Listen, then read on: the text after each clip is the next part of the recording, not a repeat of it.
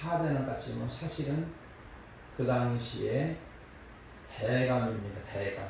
우리나라로 말하면 임금님 밑에 이조판서, 병조판서, 예조판서 이렇게 대감이 듣기. 대감의 신분은 상당히 높아요. 이런 사람이 이제 예수님께 나와서 내 아들을 고쳐주소서. 내 아들이 죽게 되었습니다. 그래서 먼 거리입니다. 가버나움에서 무려 가나까지 약 34km. 지금 같으면 자동차로 30분이면 갈 수 있는 거리지만 그 당시는 낙타 아니면 이제 나귀 새끼를 타가지고 올 수밖에 없기 때문에 상당한 시간이 걸리는 거예요. 오늘 54절 말씀 보면 이런 말씀이 나옵니다. 두 번째 표적이라 그랬죠. 두 번째 표적이라. 그러면 첫 번째 표적은 어떤 표적이죠? 우리 복습하는 첫 번째 표적은 가나에서 물로 포도주 만든 사건이죠. 이 첫 번째 표적과 두 번째 표적은 공통점과 차이점이 있습니다. 무엇보다도 공통점은 절망에서 희망 또는 회복이며 예수님이 누구시며 예수님 오신 목적을 진술한 메시지인데 그 십자가로 인해 구원을 완성하시기 위해서 오심이며 대감의 아들이 죽었는데도 세상 권력으로는 어찌할 수 없는 상황이지만 예수님이 살리시는 거예요. 이것을 보여주는 쌓이는 첫 표적의 공동점으로 예수님의 십자가와 부활을 의미합니다. 차이점이라면 별건 아닌데 가나 혼인잔치는 예수님이 직접 찾아가신 거예요. 그리고 이 왕의 신하의 아들을 고치신 사건은 이 대감이 신하가 직접 온 겁니다. 예수님이 가신 것이 아니고 상대자가 대상자가 찾아오는 것만 차이점이지 전체적인 흐름은 공통점은 오직 예수님의 십자가와 부활을 보여주는 메시지입니다. 그런 면에서 우리는 먼저 두 가지 테마로 생각할 수 있는 거죠. 왜냐하면 43절부터 45절까지 하고 46절부터 54절까지 내용이 다릅니다. 연결이 있습니다. 반드시 연결 부분이 있기 때문에 내용이 연결시키고 있는 건데 우리 43절부터 45절까지를 우리 김용신 원사님 한번 읽어주시면 고맙겠습니다.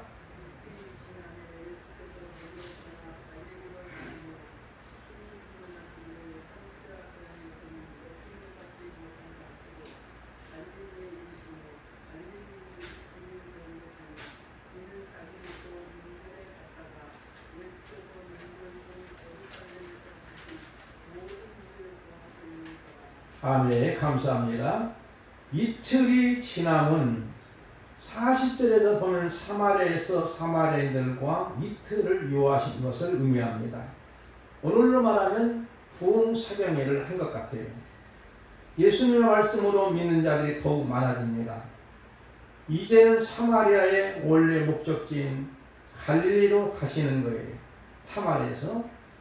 그런데 갈릴리에는 예수님의 고향이 있는 도지요. 그리고 나사렛 동네가 있는 곳인데 여기에 가보니까 44절에 친히 증언하시기를 예수님이 친히 말씀하시기를 선지자가 고향에서는 높임을 받는다 받지 못한다? 받지 못한다는 거예요. 어떤 면에서는 뉘앙스가 부정적이지요. 그런데 45절에 보면은 이런 말씀이 나오지요. 갈릴리 사람들이 예수님을 영접했다는 것은 긍정적인 표현입니다.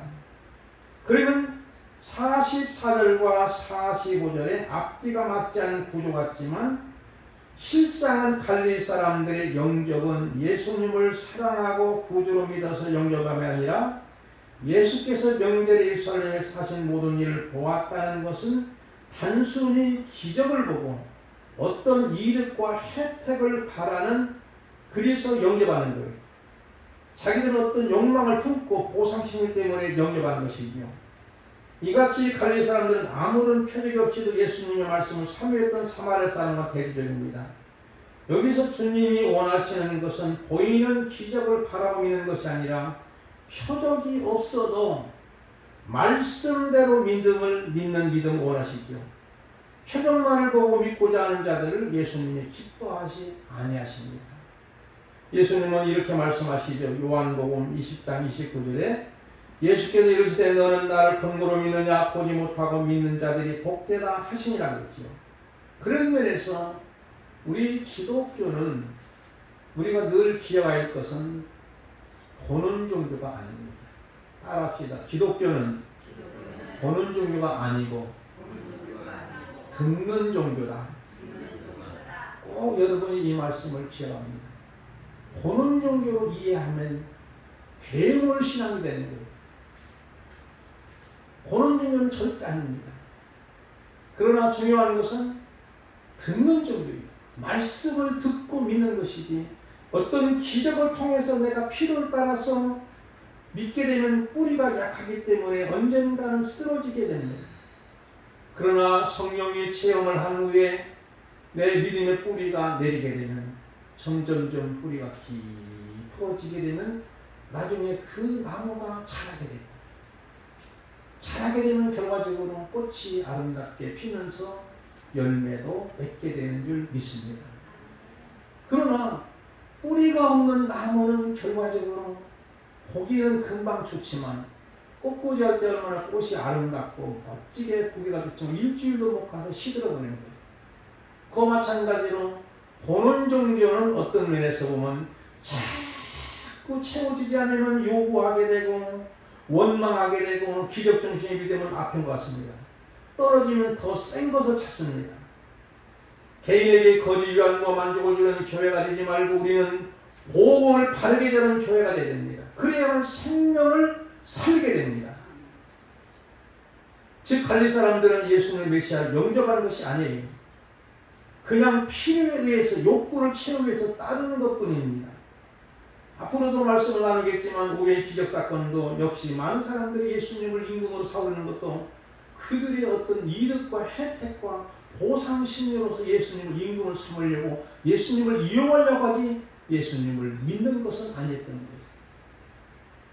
따라서 오늘 우리도 어떤 면에서 내가 예수님을 믿는다 하면서도 하나님을 사랑한다 하면서도 사랑하고 이용하고 그럴 때가 많아요. 하나님을 사용의 가치가 아니에요. 하나님은 사랑의 가치고 다만 사랑은 믿음의 대상은 아닙니다. 믿음의 대상은 아니에요. 다만 사랑의 대상이고 용서의 대상일 뿐이지 절대 믿음의 대상이 아니에요. 사람들은 목사는 믿어야지. 그런데 아니에요. 어떤 유명한 골프 선수의 아버지가 딸을 속여가지고 도장을 찍어가지고 20억을 챙겨먹었다 하는 이야기를 들은 적이 있어요. 그러니까 아버지도 못 믿는 거예요. 그런 안타까운 모습을 우리는 보는 거잖아요. 그렇지만 용서의 대상이에요. 사랑의 대상은 되는 겁니다.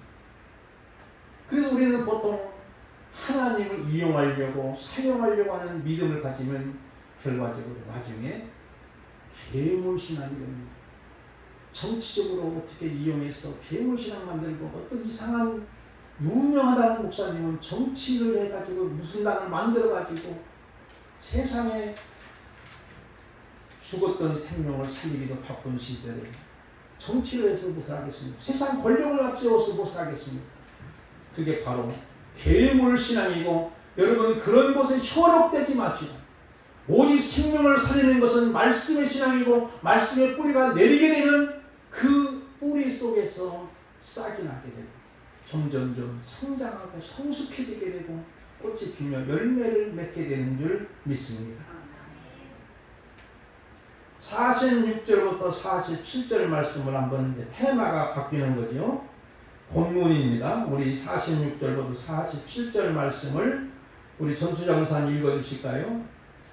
예수께서 다시 갈릴리로 가나에 이르시니 전에 물로 포도주를 만드신 곳이라 왕의 신하가 있어 그의 아들이 가버나움에서 병들었던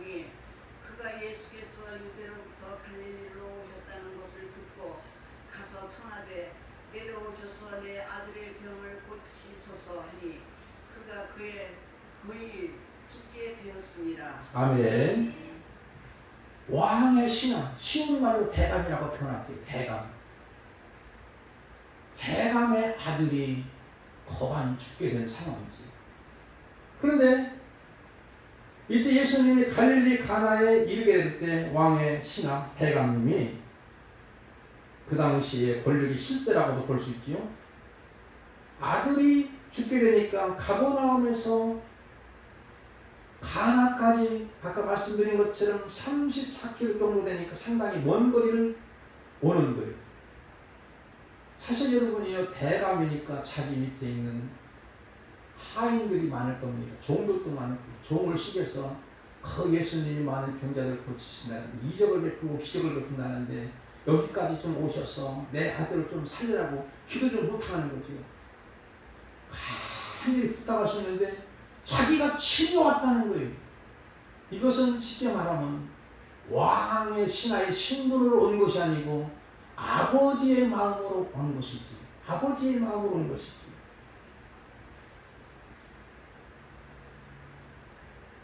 이때 47절 보니까 한 번만 청한 것이 아니죠.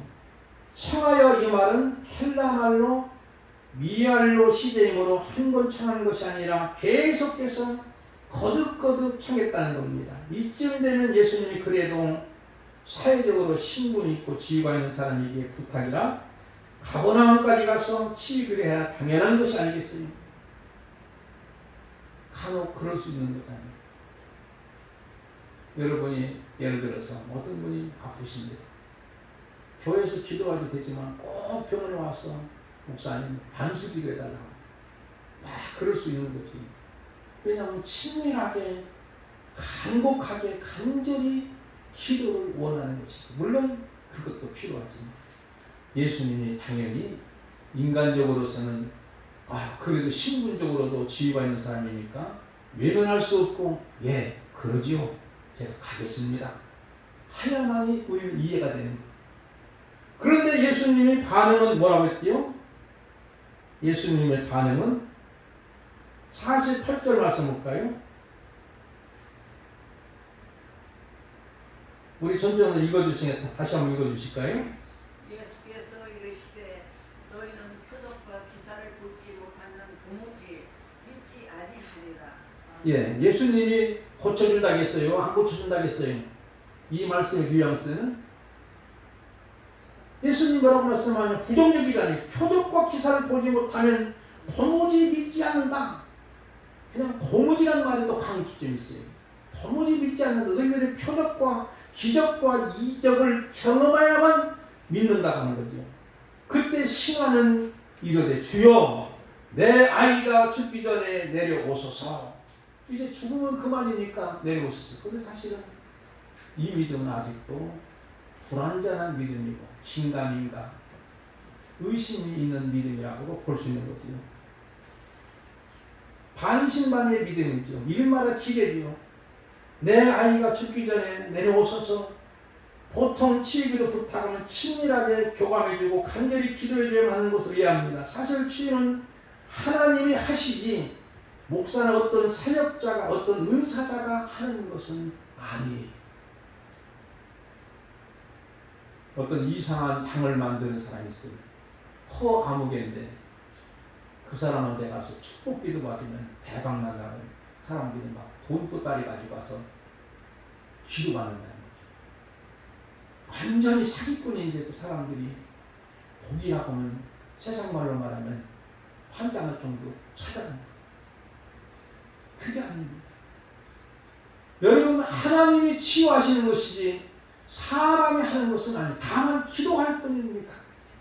우리의 무슨 능력이 있나요? 주님이 하시는 거예요.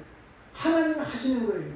하나님의 말씀으로 하시는 거예요. 주님의 말씀만 하시면 내 하인의 중풍병이 낫는다는 믿음을 가질 때만 비로소 하나님의 은혜와 은총을 경험하는 줄 믿습니다. 50절, 49절부터 50절 이하에 있는 말씀을 우리 쭉 길지만은 우리 박세민 선생을 읽어주실까요?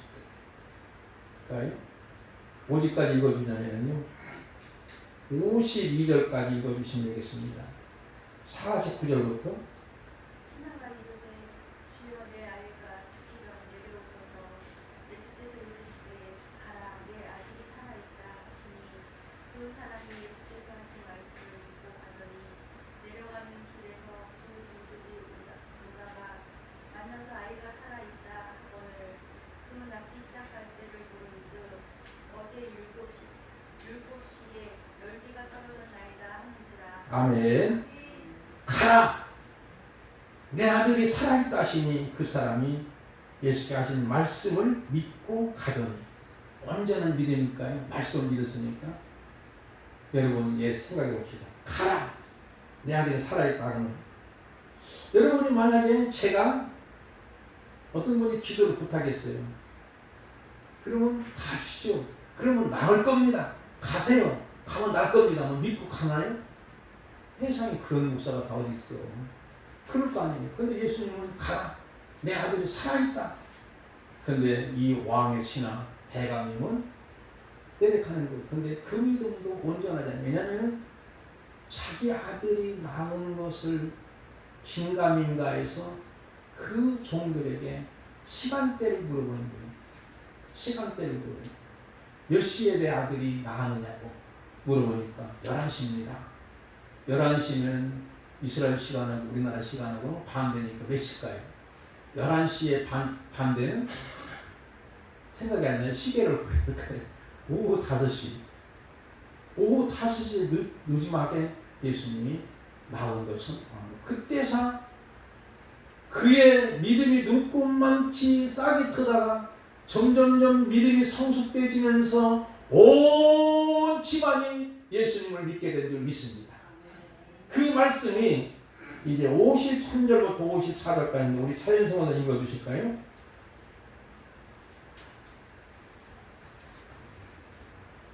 그의 아버지가 예수께 내 아들이 살아있다 말씀하신 그때인 줄 알고 자기와 그 온 집안이 다 믿으니라.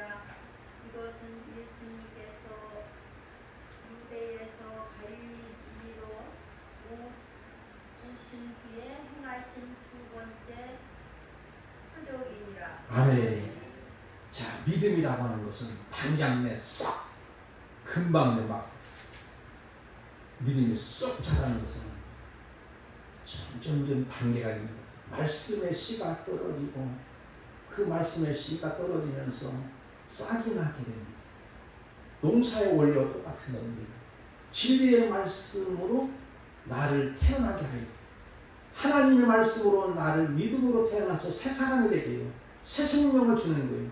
그럼 그 새 생명의 역사가 도전이 많이 생기는 겁니다. 내 속에 있는 육의 사건과 성령의 사건이 자꾸 마찰을 되고 부딪히다 보니까 자꾸 믿음이 성숙하고 성장하는 것이 자꾸 지장을 받아요. 장애물이 생기는 겁니다.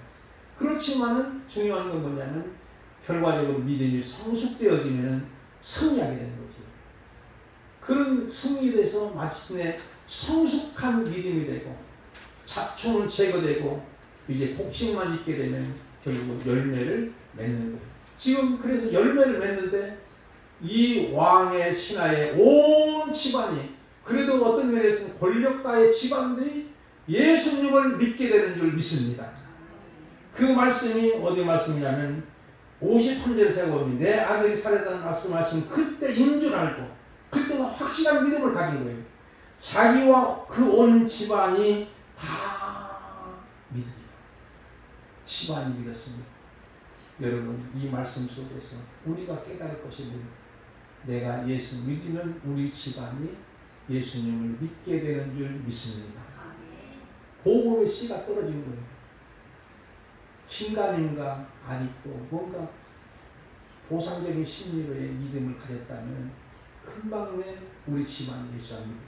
그러나 말씀을 바탕한 믿음, 그 믿음이야말로 이제 온 집안이 예수님을 믿게 되는 역사가 있게 되는 거예요. 열왕기하 5장에 보면 아람날 1등 공신 나만 장군이 있습니다. 나라를 세우는데 1등 공신이에요. 그러니까 뭐 엄청난 세례까지. 근데 불행하게도 그가 문둥병이 걸린 겁니다. 나병 환자가 된 겁니다. 그런데 나병 환자 걸려서 소문 들어보니까 엘리사 선지자가 많은 기적을 베푼다. 그래가지고 거기까지 찾아가는 거예요. 선물도 예물도 주고 그리 가면서 마차에다 싣고 가는 할인을 같이 주고 가면서 가가지고 이제 엘리사 선지자를 만나서 이제 자기 병 좀 고쳐달라고 하는 거예요. 근데 엘리사 선지자가 이제 장군님 오셨습니까? 극진하게 환영하는 것이 아니고 뭐라고 했냐면 성경은요, 요단강가에서 문도 열어보지도 않고 신하에 계시기가지고 7번 씻지면 나을 겁니다. 얼마나 기분이 안 좋았어요. 그러니까 이 나하만 장군이, 우리나라는 다메섹 강도 있고 아바나도 있고 바르바도 있는데 그 강물보다 나은 강이 훨씬 많은데 내가 몸을 씻어 깨끗하게 하고 오히려 분노하고 돌아가. 그때 나하만 장군의 하인이 장군님 믿져봤자 본전입니다. 그냥 한번 요단강가에 씻어봅시다. 7번. 그래 한번 믿져봤자 본전이니까 한번 해보자. 아니게나 요단강가에서 7번 씻어보니까 문둥병 근원이 완전히 회복되는 거예요. 그때서 한 믿음이 들어가는 거예요. 그와 마찬가지로 여러분 어떤 면에서 하나님은 지금도 말씀으로도 원격 치료되는 줄 믿습니다. 그럼 우리는 가장 중요한 것이 이 말씀을 읽는 자, 이 말씀을 듣는 자, 이 말씀을 지키는 자가 복이 있는 줄 믿습니다. 말씀을 외면하고 아무리 목이 쉬도록 기도하더라도 응답이 없는, 먼저 듣는 기도가 중요합니다. 말씀을 바탕한 믿음이 중요합니다. 아까 말씀드렸지만 마태복음 8장에 보니까 백부장의 믿음이에요. 백부장은 로마 장군의 장교 출신이고 이방 사람입니다. 근데 그 하인이 중풍병으로 몹시 고생하는 거예요. 그래서 내 하인을 좀 고쳐달라고 세워나니까 주님이 그러면 내가 가서 고쳐주겠다. 그때는 주님이 친히 가서 고쳐주시겠다는 거예요. 근데 그분이 하는 말씀이 더 멋진 거예요. 주여 내 집에 들어오시면 나는 감당치 못하사오니 다만 말씀만 하시옵소서. 내 하인들이, 내 부하들이 내가 명령하게 되면 그들이 척척 그 명령에 순종하듯이 주님의 말씀으로 명령만 해주시는데 하인의 중풍병이 나는 걸 믿습니다. 그때 주님이 너무나도 감동스러워서 이스라엘 중에 이만한 믿음을 만나보지 못했구나 하는, 이스라엘 중에 이만한 믿음을 만나보지 못했구나. 그리고 주님이 경탄한 믿음이죠. 그리고 나서 그 하인이 중풍병이 깨끗이 낫게 되는 것도 역시 말씀으로만 해도 낫는 줄 믿는 믿음입니다. 오늘 여기서 나아만 왕의 신하의 아들의 병도 주님이 말씀으로 치유한 거죠. 그러면 우리는 오늘 가장 핵심적인 것은, 여러분이 가장 중요한 것은 물론 기도도 많이 해야 되지만 듣는 기도가 중요한 줄 믿습니다. 왜냐하면 아까 말씀드린 것처럼 우리 기독교는 보는 종교가 아니고 듣는 종교입니다. 세상의 모든 우상을 다 보는 거예요. 어마어마한 불상을 만들고 어마어마한 신상을 만들고 거기다 절하는 복을 받는 것처럼 여기지만, 이번에 보면 사우디의 어떤 기간 동안 제가 갑자기 생각이 안 나는데 열사병으로 1000여 명 이상이 희생당했다는 거죠. 거기에 엎드려가지고 절하고 경배하고, 여러분 다 우상입니다. 우리 기독교인들이 우상을 빠지면 괴물되는 거예요. 세상 권력을 세워서 권력과 결탁해가지고 권력과 결탁해서 뭔가 한 가지 하려고 하는 것은 전부 잘못된 신앙관이에요. 아닙니다. 오직 기독교인은 십자가와 부활의 존경입니다. 십자가 없는 영광은 없는 거예요. 노크로스도 그러니. 그런데도 우리는 대개는 세상 권력자들과 아부하고 그들과 결탁해서 뭔가 힘을 내려고. 여러분 교회의 힘은 어디에 있습니까? 세상 권력입니까? 명예입니까? 국력입니까? 오직 하나님의 말씀을 믿습니다. 요한 나의 힘이시다. 심으신 내가 주를 사랑합니다. 다윗이 고백하듯이 이런 고백이 필요하고 우리나라가 74년 전에 정말로 완전히 공산주의가 될 뻔했습니다. 정말로 하나님이 도우시지 않았다면 메가다 장군이 인천 상륙작전 하지 않았다면 완전히 이 땅은 공산주의가 되고 여러분 지금처럼 우리가 자유롭게 예배드릴 수 없고 한국 땅에 수많은 5만여 이상의 교회가 세워질 수 없었던 거예요. 그때 하나님이 은혜를 베푼 거예요. 그때 여러분 알다시피 지난번에 말씀드린 것처럼 유엔군 파병은요 기적 중에 기적입니다. 소련 대사가 오다가 자동차가 빵꾸가 났다는 거예요. 거부권 행사하면 도무지 유엔군 파병할 수 없는 거예요. 근데 오다가 못 온 거예요. 한 사람이 거부권 행사하게 되면 안전노지사에서.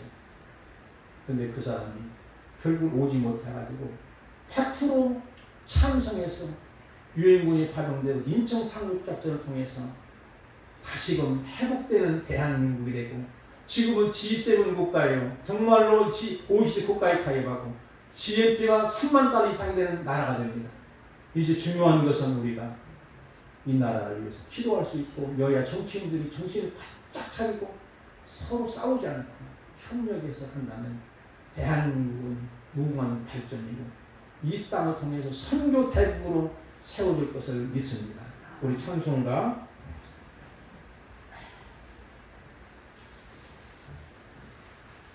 505장입니다.